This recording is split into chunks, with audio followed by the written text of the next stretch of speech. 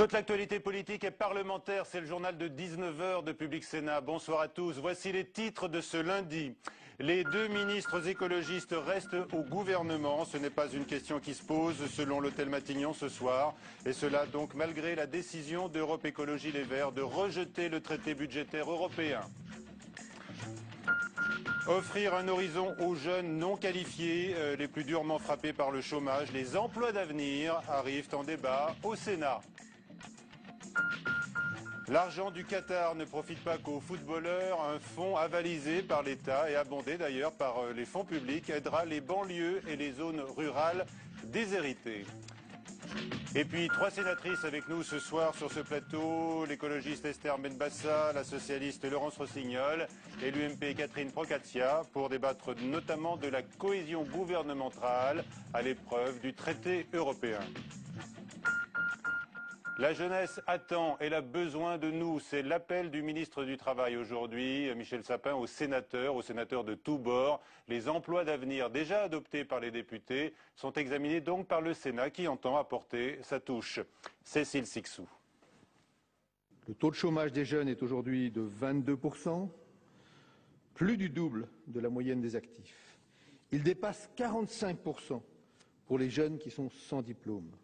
En ouvrant la discussion générale, le ministre du Travail donne le ton. Il appelle à la mobilisation générale pour l'emploi des jeunes dans un contexte pour le moins morose.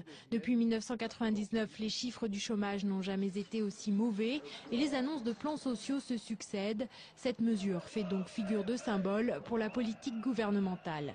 Le texte initial a été voté par les députés le 13 septembre dernier, mais en passant entre les mains de la Commission des affaires sociales du Sénat, il a changé de visage. Nous avons supprimé l'amendement qui avait été introduit pour permettre les emplois saisonniers, pour permettre aux emplois d'avenir de bénéficier aux emplois saisonniers. À droite, on juge le dispositif louable, mais selon les sénateurs UMP, en l'état actuel, il ne va pas assez loin car les entreprises exclues du dispositif ne pourront pas recruter d'emplois d'avenir. Il faut créer une activité économique, il faut créer de la richesse aujourd'hui et donc il n'y a pas de raison que les entreprises soient exclues de ce dispositif si vraiment le but est de tout faire pour ces jeunes.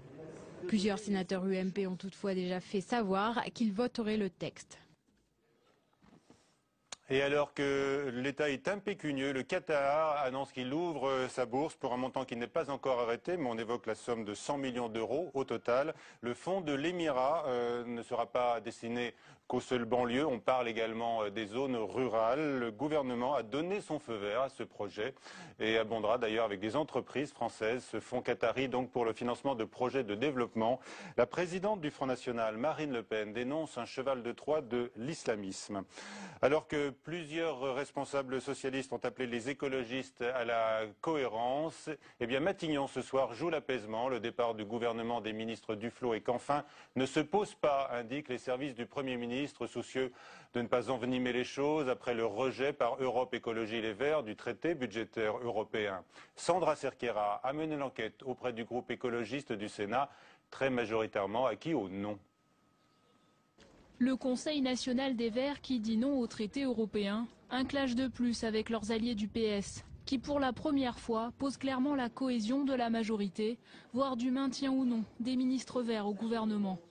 Et si le vote du parti est clair, le positionnement de ses élus l'est beaucoup moins. Au Sénat, la moitié des 12 sénateurs Europe Écologie Les Verts devraient s'opposer au traité. Jean-Vincent placé en tête, mais il ne compte pas donner de consigne de vote. De toute façon, ce traité est acquis très largement avec près de 80% des voix, PS, UMP. Je trouve ça tout à fait naturel qu'il y a, par exemple, à l'Assemblée nationale, une vingtaine de parlementaires socialistes qui votent non. Moi, ça ne me choque pas que certains votent oui chez les écologistes. À part les 4 ou 5 sénateurs nonistes, le reste du groupe, plutôt embarrassé, devrait s'abstenir. On ne peut pas faire comme si nous n'étions pas au gouvernement et donc il faut assumer, même s'il y a des choses difficiles, si les contraintes sont fortes, on doit aussi jouer la solidarité et montrer qu'on est responsable. Il ne serait que 2 à voter oui, dont Jean Gatolin. Il pointe les difficultés de son parti à faire l'apprentissage de la participation à une majorité. On ne sait pas bien être à l'aise dans la manière d'être minoritaire dans la majorité. Pour moi, il y a un contrat. Quand on est dans le gouvernement, on vote le budget, ou on quitte, nous avons le devoir de le respecter. Ou alors de dire nous ne sommes pas d'accord et nous sommes dans l'opposition. Le PS appelle aujourd'hui les Verts à la cohérence et continue de marteler que voter non, c'est affaiblir François Hollande et donc le poids de la France dans les négociations européennes. Et Le Monde signe un éditorial cinglant ce soir contre le non des écologistes au traité européen. Le journal parle d'un groupuscule irresponsable. Pour le quotidien, il faut mettre fin au jeu de dupes des ministres verts. Mais donc, selon Matignon, dans un communiqué cet après-midi, donc les ministres verts restent bel et bien au gouvernement et ils disent d'ailleurs s'y sentir bien. C'est ce qu'a dit M. Canfin il y a quelques instants à New York où il est arrivé avec le chef de l'État. Les invités du 19h, donc Esther Benbassa, sénatrice Europe Écologie Les Verts du Val-de-Marne, Laurence Rossignol, sénatrice PS de l'Oise et Catherine Procaccia, sénatrice UMP du Val-de-Marne. Bonsoir mesdames. Alors Esther Benbassa d'abord, est-ce que vous voterez pour ou contre le traité budgétaire européen ? Enfin, mon vote n'est pas très important, vous savez, le vote de ma petite personne. Mais en tout cas, j'ai hésité jusqu'à très tard ce soir entre l'abstention et le non. Et je vais voir, la nuit porte conseil, puis demain une réunion. Ben non, demain on a une réunion de groupe, et puis s'il y a une majorité qui se décide dans mon groupe, je suivrai le vote. Votre président appelle à voter non, hein. Nous avons vu encore Jean-Vincent Placé. Notre président nous laisse libre quand même. On n'est pas, c'est pas du stalinisme. Le oui est exclu en tous les cas de votre part. Le oui est exclu et bon, vous savez, c'est un traité qui pour moi ne représente plus grand-chose, c'est le passé. Mais bon, c'est la loi organique qui va arriver, qui est très importante. Bon, si vous ne votez pas en faveur de ce traité, ce que réclament le président de la République et le Premier ministre, vous êtes confronté à un désaccord de fond avec le pouvoir exécutif, Esther Benbassa. D'abord, dans le package de négociation, il n'y avait pas le TSCG, donc on ne rompt aucune promesse ni aucun engagement. Et puis on n'est pas contre le gouvernement. Vous avez le président de la République et le Premier ministre qui disent il faut voter, aucune voix de la majorité ne doit manquer à ce texte. Sinon, vous allez porter atteinte, à la crédibilité européenne de François Hollande. Oh non, je ne crois pas. Nous sommes des Européens convaincus. Je n'ai jamais été souverainiste, au contraire. On est des fédéralistes. Ce traité n'a pas été bien négocié par Sarkozy et Merkel. On n'a pas, Monsieur Hollande n'a pas obtenu davantage, d'ouverture sur ce traité. Écoutez, il va nous plonger dans l'austérité et on a décidé, en gros, le parti a décidé de voter contre, mais les parlementaires sont encore libres par rapport au parti de prendre une décision. Alors, on va ouvrir le débat. Laurence Rossignol, votre vote, ce sera oui. Moi, j'ai voté oui au traité. Qu'est-ce que vous avez envie de dire à Esther Benbassa ? Moi, j'ai voté non en 2005. Et que j'ai voté non pour des raisons qu'on peut retrouver aujourd'hui dans les débats. Et que j'ai tiré le bilan du vote non avec la majorité des Français et que le non n'a pas produit d'effet politique. Et donc, je me suis reposé la question en fonction de cette expérience-là, en me demandant qu'est-ce qui était au moment où nous sommes le plus utile. Et effectivement, je pense que François Hollande est engagé dans une vraie démarche européenne de réorientation de l'Europe. Et je pense qu'il a besoin d'être soutenu par sa majorité pour pouvoir affronter ceux qui, en Europe, et ils sont nombreux, n'ont pas la même conception de l'Europe. Et nous partageons avec Europe Écologie Les Verts la même conception de l'Europe. Et il faut... alors là, vous devriez vous retrouver sur le même vote, alors. Hein. Non, parce que c'est plus compliqué que ça. Vous savez très bien que se sont retrouvés sur le oui et se sont retrouvés sur le non des gens qui avaient des positions orthogonales sur l'Europe et qui votaient la même chose, et il y avait des gens qui avaient les mêmes positions sur l'Europe et qui se retrouvaient sur le oui et sur le non. C'est toute la complexité. Et il faudrait qu'un jour la gauche sorte de ce débat mortifère sur le oui, le non et le traité européen. Le chef de l'État a besoin de sa majorité sur cette question fondamentale quand même. Ce sont les grandes orientations de l'Europe, Esther Benbassa, c'est ce que vous dites, n'est-ce pas? Mais en fait, le chef de l'État... C'est pas ça. Non, je ne comprends pas pourquoi les médias ont accordé une si grande place à notre oui et à notre non. Je vais vous dire, franchement, le TSCG est derrière nous maintenant. On est passé à autre chose. Il ne faut pas non plus faire de ça Laurence Rossignol, un sujet de discorde. Laurence Rossignol vous dit que le chef de l'État a besoin de la cohérence de toute sa majorité présidentielle. Je pense qu'il sera plus fort avec les autres chefs d'État. Mais oui, il va être affaibli s'il n'a pas la cohérence derrière lui de sa majorité. C'est ce que vous nous dites. Ce que je dis, c'est pas qu'il va être affaibli. Ce que je dis, c'est que pour ce qu'il a à faire au plan européen, qui n'est pas facile, il faut qu'on le renforce parce qu'il n'y a pas de consensus sur l'Europe sociale que veut François Hollande. Donc il a besoin d'être renforcé. Il ne sera pas forcément affaibli en tant que président de la République, mais en tous les cas, il sera moins fort pour changer l'Europe. Il sera moins fort. Mais vous savez que vous avez un secours et un recours. Ce sont les voix de la droite, d'ailleurs, qui permettront à ce texte de passer. Catherine Procaccia, vous voterez oui? Oui, vous le savez déjà. Ouais. Je voterai oui parce qu'il y a une cohérence. La règle d'or, on voulait la faire voter. La gauche entière, unie, était opposée à la règle d'or. Moi, je comprends tout à fait les Verts et je comprends tout à fait le Front de gauche parce qu'ils étaient opposés et ils restent cohérents par rapport à la position qu'ils avaient auparavant. Et leur partenaire leur fait avaler des couleuvres, hein, puisque maintenant on leur demande de voter cette règle. Vous dites que c'est le chef de l'État qui n'est pas cohérent puisqu'il demande à ce que soit avalisé un texte qui a été négocié par Nicolas Sarkozy. Voilà, dont il ne voulait pas auparavant. Et puis là maintenant, tout le monde derrière, nous on reste cohérents. On était pour la règle d'or, même avec les contraintes que ça impose à tout le monde, aux Français et au pouvoir des parlementaires. On va parler du budget. On demeure cohérent, on vote, et puis François Hollande devra se contenter d'avoir des voix UMP, même s'il aurait préféré faire passer le traité sans nous. Qu'est-ce que vous pensez des critiques de Daniel Cohn-Bendit ou de José Bové qui critiquent votre irresponsabilité? Oui, mais enfin, ce sont des histoires connues entre Cohn-Bendit et le parti, c'est l'amour déçu et parfois c'est la passion. Mais enfin, écoutez, ces déclarations... Il avance des arguments quand même, il avance des arguments de cohérence. Voilà. Par exemple, lui, il vit en Allemagne, les Allemands ont un autre point de vue de ce traité, nous en avons un autre, et j'ajouterais à ce qu'a dit Madame Procaccia, que nous n'avons absolument pas le même point de vue que le Front de gauche. Nous sommes pour l'Europe, nous ne sommes pas contre l'Europe. Esther Benbassa, donc on verra quel sera votre vote, non ou l'abstention, mais s'il y a comme une majorité de parlementaires écologistes qui votent non, comment ferez-vous demain pour voter le budget? Là, vous serez dans l'incohérence absolue. Non, on verra. Enfin, on n'est pas encore dans l'incohérence. On verra le moment venu. Vous en approchez en tous les cas. On verra. Ça. En réalité, ce qui est compliqué, c'est d'avoir un parti comme le Parti d'Europe Écologie Les Verts, qui est un parti qui a changé. Ça reconnaît elle-même qu'ils sont compliqués. Non, mais c'est un parti qui a changé, qui a beaucoup d'élus, qui a des ministres.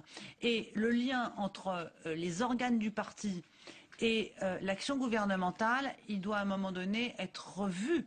On ne peut pas continuer de fonctionner aujourd'hui comme vous avez fonctionné hier, sous l'autorité totale des instances des partis. C'est très compliqué. C'est ça le problème, c'est la place des partis dans la démocratie représentative et l'exercice gouvernemental. Chez les socialistes, il y aura aussi une minorité qui va voter. Il y a des récalcitrants au Parti socialiste, mais ils seront peut-être moins voyants. Nous ne sommes pas les seuls. Dites-moi, la question du jour, c'est également, est-ce que les ministres verts, dans ces conditions-là, peuvent ou non rester au gouvernement ? Pourquoi pas? Enfin, c'est pas parce qu'il y a un désaccord sur cette question qu'ils doivent partir. On va pas quand même faire comme les gauchistes du passé, je suis pas d'accord, je m'en vais, ou le gouvernement qui est responsable quand même, puisqu'il a négocié avec les Verts, il va pas dire maintenant on n'est pas d'accord avec vous, vous n'êtes pas d'accord avec nous, vous partez. Non, mais là, écoutez, je crois que la démocratie doit marcher. Et voilà, il faut que ça continue et nous avons besoin du... Vous avez la même analyse? Les Verts ont tellement attendu d'être au gouvernement, je comprends qu'ils veulent y rester. Et puis, si le président Hollande demande aux Verts de partir, mais que reste-t-il de la majorité de gauche? Sans les Verts, il n'y a plus que les socialistes et les radicaux. Ça fait une majorité un peu étroite pour dire... Avec le taux de popularité qui est le sien, je représente les Français. Laurence Rossignol, on ne comprend pas très bien parce que beaucoup de responsables socialistes depuis hier, et Laurent Fabius encore tout à l'heure, appellent les Verts à la cohérence.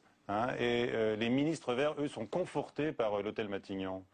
Oui, parce que les ministres Verts ont leur place dans le gouvernement en tant qu'individus et par ce qu'ils portent. On est dans moi, ce qui me désole là-dedans, c'est qu'on est dans une période formidable, on est une personne de transition. On a affronté une crise qui est exceptionnelle, de laquelle on sortira si on change de modèle de développement, si on avance et on est scotché sur le débat du traité constitutionnel, qui est le même débat qu'en 2004, dont on sait absolument que c'est un débat qui est stérilisant, ossifiant pour la gauche et pour tout le pays. Et cette France coupée en deux entre les partisans du oui et les partisans du non est une France qui, pendant ce temps-là, ne réfléchit pas au reste de son avenir. Donc je suis assez désolée qu'aujourd'hui on nous ramène effectivement à ça et que les partenaires de la gauche soient pas plus offensifs vers la préparation de l'avenir et malheureusement qu'on vote oui ou qu'on vote non au traité européen, là ne sont pas les clés. Là ne sont pas les clés de la sortie de la crise et de la mutation.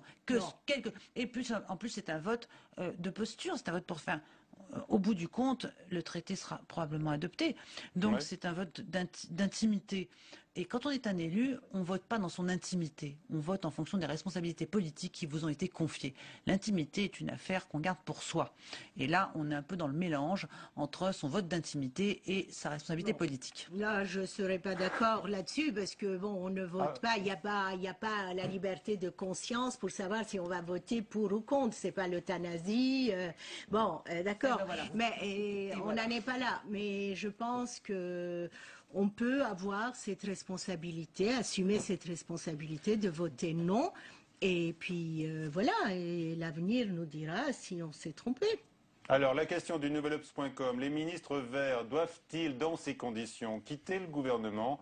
Alors on découvre vos réponses sur le site internet de notre partenaire. Vous avez répondu oui à 80% et donc je vous le rappelle, ça n'est pas ce qui va se passer, puisque les deux ministres sont confortés. Vous êtes heureux ce soir, Esther Benbassa, hein? Mon bonheur ne dépend pas du fait que les ministres restent au gouvernement.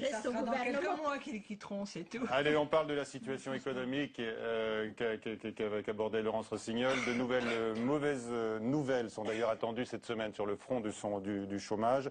L'exécutif, on le sait, pâtit de l'aggravation de la crise économique avec un record d'impopularité. Les explications apparemment l'autre soir sur TF1 de François Hollande sur l'effort demandé n'ont pas porté, alors que cette semaine, vendredi, avec la présentation du budget, eh bien on va entrer dans le vif de la rigueur. François Goulin. François Hollande l'avait annoncé au début du mois, des 30 milliards d'euros nécessaires pour réduire le déficit à 3%, 20 milliards seront trouvés grâce aux hausses d'impôts. Et ce sont les entreprises qui seront en première ligne, avec la hausse de l'impôt sur les sociétés, ajustée en fonction de la taille des entreprises, qui devrait rapporter à elle seule plus de 9 milliards d'euros à l'État en 2013. Les ménages ne sont pas épargnés, mais ce sont les plus aisés qui vont devoir davantage mettre la main à la poche. Avec une nouvelle tranche à 45% pour les revenus de plus de 150 000 euros et à 75% pour les revenus de plus d'1 million d'euros. Le gel du barème de l'impôt sur le revenu sera également maintenu sans tenir compte de l'inflation, ce qui cette fois touchera également la classe moyenne. Certaines critiques ne viennent pas seulement de l'opposition. Le sénateur socialiste Gérard Collomb juge que le message est brouillé. Ce qui trouble nos concitoyens, c'est l'annonce de mesures qui peuvent paraître contradictoires. Des dépenses nouvelles, le retour à la retraite à 60 ans, la création d'emplois d'avenir et des prélèvements nouveaux. Il y a manifestement un problème de ligne et de pédagogie. Le président de l'Assemblée nationale, Claude Bartolone, lui, remet en question l'objectif des 3% imposé par la Commission européenne. François Hollande continue d'affirmer que celui-ci sera tenu. Bruxelles également d'ailleurs ce soir qui estime de son côté qu'il n'y a pas de raison de revenir donc sur l'objectif de réduction de déficit. Donc le chef de l'État est en très mauvaise posture dans les sondages, signe de l'insatisfaction des Français. Quelles sont vos explications, Laurence Rossignol ? Écoutez, la profondeur de la crise fait que l'impopularité du chef de l'État est probablement davantage l'expression de la souffrance des gens, leur impatience. D'ailleurs, c'est ambigu parce qu'en même temps ils sont impatients et en même temps quand on parle avec eux, ils vous disent qu'ils savent bien que ça ne veut pas se résoudre comme ça. Donc il faut bien qu'il y ait quelqu'un qu'à un moment donné il manifeste sur un sondage cette difficulté. Mais moi je pense que quand même sur la crise, certes elle est là, elle est profonde, elle est grave, mais il faut quand même pas que ça masque le fait que les inégalités sont extrêmement grandes. Nous ne sommes pas un pays pauvre, nous sommes un pays dans lequel il y a beaucoup de gens qui sont en difficulté, mais dans lequel aussi il y a des riches très riches. Et la question qui est posée, c'est la question de la redistribution des richesses et de la place. Ça, je ne suis pas d'accord avec Gérard Collomb dans ce qu'il dit. La redistribution des richesses. D'abord, vous parlez d'un problème de répartition des richesses. Est-ce que c'est votre avis, Catherine Procaccia? Est-ce que c'est le problème de la France, la répartition des richesses? Pas plus que dans n'importe quel autre pays. Je pense que d'essayer de répondre en disant la France a un problème de répartition des richesses, non, c'est faux. La France n'a pas un problème de répartition. Il y a des citoyens qui ont des revenus importants, il y en a d'autres qui sont plus faibles, mais c'est pas en axant toute la campagne, comme l'avait fait le président de la République, sur les plus riches vont payer et les pauvres et les classes moyennes, parce que c'est surtout les classes moyennes qui vont payer, n'auront rien. Eh bien, cette déception, elle est dans cette frange, non pas des riches qui s'attendaient sans doute aux mesures, non pas des pauvres qui de toute façon ne paient pas, 50% des Français ne paient pas d'impôts, mais toute cette classe moyenne qui découvre qu'à 2000 € par mois, ils sont riches et qu'ils vont être imposés, et qu'ils vont plus pouvoir déduire les emplois familiaux et qu'ils ont un certain nombre d'insatisfactions auxquelles ils ne s'attendaient pas. Donc ces 4 mois pendant lesquels il ne s'est rien passé, hormis défaire les réformes et les lois qui avaient été votées auparavant, déçoit les Français et ça va continuer puisque pour l'instant on continue. Vous avez envie d'exprimer des impatiences, vous, de votre côté? Oui, je suis impatiente sur certaines questions, mais en même temps, je ne suis pas dupe. C'est pas Monsieur Hollande qui, du jour au lendemain, et son gouvernement peuvent régler tous les problèmes liés à la finance, aux banques, à une mauvaise gestion de la crise au départ. Bon, on ne peut pas non plus attendre des miracles du jour au lendemain. Mais enfin, vous savez, le gouvernement précédent avait ponctionné aussi les classes moyennes. Pas autant. Pas autant. Vous savez, les classes moyennes. Nous annonçait. Moi, je les annonce pas d'abord. Mais vous allez les voter. Esther Benbassa-Skoulas, vous allez les voter. Partie du gouvernement. Bon, il y a une répartition qui est nécessaire, cela est vrai. Mais comment faire cette répartition sans tomber aussi dans l'excès en disant voilà, il y a trop de riches, il faut ponctionner les riches, etc. D'accord, il faut qu'on trouve là une voie médiane et peut-être que ces réformes sont nécessaires. Il y a aussi dans ces réformes des choses qui sont très intéressantes. Ne parlez pas seulement de ces lois qui arrivent, des lois. À quoi pensez-vous? Par exemple, les emplois d'avenir. Là, en débat aujourd'hui au Sénat. Moi, je trouve que c'est intéressant. Madame Procaccia, par exemple, vous pourriez les voter. Il y a des élus UMP et pas des moindres au Sénat, par exemple Jean-Pierre Raffarin, Philippe Marini, qui ont dit qu'ils allaient voter les emplois d'avenir. Oui, eh bien, je pense qu'ils n'ont. Moi, je les voterai pas. Je les voterai pas parce que je trouve qu'ils sont réducteurs et contradictoires. Ils sont réducteurs parce qu'ils ne ciblent que sur les personnes, les jeunes qui habitent dans des us. J'ai interrogé le ministre, puisque c'est dans la commission des affaires sociales. Pour lui, c'est vraiment ceux qui sont les plus éloignés de l'emploi. À 16 ans, on n'est pas éloigné de l'emploi. À 16 ans, on doit aller en apprentissage ou on doit continuer ses formations. On ne dit pas qu'à 16 ans ou à 17 ans, on est très éloigné de l'emploi et qu'on a fait des efforts. Ensuite, c'est dans des emplois dans les collectivités locales. Le gouvernement actuel demande bien aux collectivités locales de faire des économies. Et là, on lui demande, on leur demande... vont les recruter, vous et on veut, bien sûr, puisque c'est financé à 75%. Mais dans 3 ans, que deviendront-ils? Espérons qu'il y aura une ces emplois devraient être ouverts un peu, au moins, au secteur marchand et se préoccuper beaucoup plus dans 3 ans du fonctionnement et du financement de ces emplois. D'abord, je peux respecter les désaccords que nous avons, mais je ne peux pas vous laisser dire 2 fois de suite des choses erronées. Vous avez sous-entendu dans votre précédente intervention que les déductions pour les aides d'emploi à domicile sont supprimées. C'est faux, elles sont plafonnées. C'est totalement différent, déjà.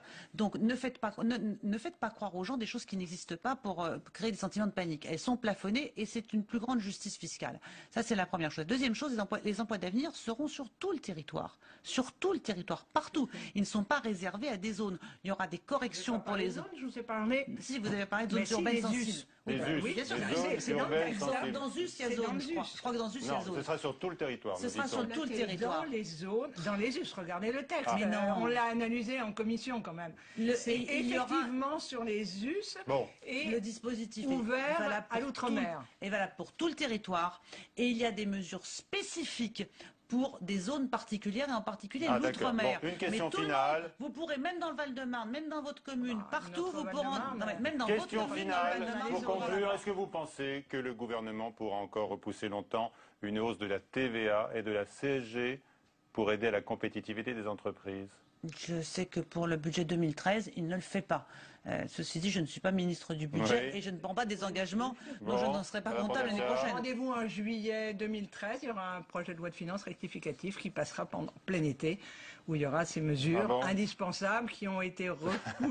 Vous avez lu ça dans votre boule de cristal? Pour le moment, le gouvernement a supprimé la TVA. Ça avait été repoussé, ça sera comme la règle d'or, ça sera voté après. Merci mesdames. Vous avez un nouveau collègue, vous le savez, depuis aujourd'hui. Pierre Laurent. Oui. Pierre Laurent. La commission des lois. Voilà, qui est secrétaire national du Parti communiste français et qui a donc fait aujourd'hui son entrée au Sénat. Et il prend la place de Nicole Borvo, l'ancienne présidente du groupe d'ailleurs, et qui lui cède son fauteuil, selon l'accord qui avait été conclu entre eux lors des dernières élections à la Haute Assemblée. Mais il ne devient pas président du groupe. Non, il ne devient pas président du groupe. Absolument, il remplace comme sénateur. Le Sénat, par ailleurs, toujours à la recherche de pistes pour corriger l'inégalité médicale en France. Trop de territoires reculés ou déshérités manquent de médecins, vous le savez. Eh bien, ces derniers rejettent régulièrement les obligations en matière d'installation. La loi, d'ailleurs, a dû être corrigée dans un sens qui leur est désormais plus favorable. Mais le problème demeure. Reportage d'Aurélien Romano en Seine-Saint-Denis. Le docteur Felous est médecin généraliste à Bobigny depuis 30 ans.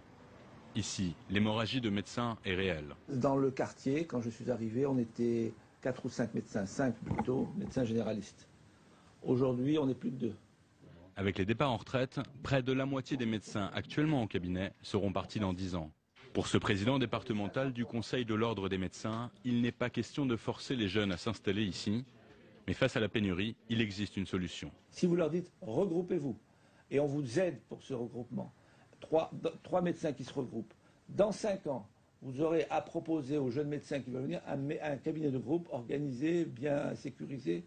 Une solution défendue aussi par le syndicat des médecins libéraux qui s'oppose à toute obligation d'installation dans les quartiers dits sensibles. Il y a d'abord des problèmes de sécurité qu'il ne faut pas nier. Ça veut dire en clair qu'aujourd'hui, où le corps médical s'est considérablement féminisé, vous comprendrez très bien qu'on ne peut pas demander à un jeune consoeur d'aller se balader dans certaines cités à 3 heures du matin. Il demande donc aux collectivités locales de jouer leur rôle en aidant le regroupement. Il faut également accepter le principe que le médecin isolé, ça n'existe plus.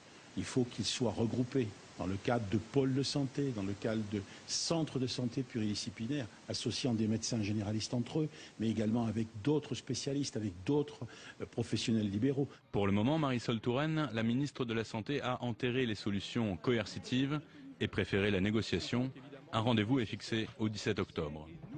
J'ai une dernière question pour vous, mesdames, sur les territoires déshérités et reculés. Aujourd'hui, donc, le Qatar a obtenu le feu vert du gouvernement pour créer un fonds pour développer des projets de développement dans les banlieues, notamment, mais pas seulement. Est-ce que vous êtes favorable à ce fonds qatari, Laurence Rossignol? Perplexe. Moi, je voudrais comprendre. Esther Benmassa. Écoutez, si ça peut aider au développement... Pourquoi pas? Pourquoi pas, oui. Voilà, on attend d'en savoir un petit peu plus. En tous les cas, le feu vert a été donné par le ministre du redressement productif, Monsieur Montebourg, qui est un fonds qui va être abondé par l'État d'ailleurs, et les entreprises françaises qui travaillent avec le Qatar seront également invitées à verser leur obol. Bonsoir à toutes, merci à tous. À demain et à 22h, Sonia Babrouk pour le prochain journal.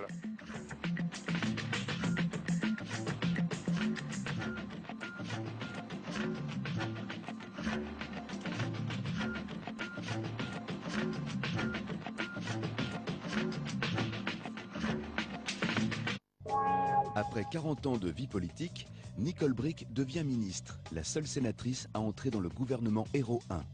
La sénatrice socialiste était attendue au gouvernement, mais pas à l'écologie. Mais vous savez, moi, toutes les fonctions que j'ai exercées, j'ai toujours considéré que je n'étais que de passage. Après le remaniement, son transfert au commerce extérieur est une surprise de plus. Nous l'avons suivi dans ses premiers pas au sommet de l'État.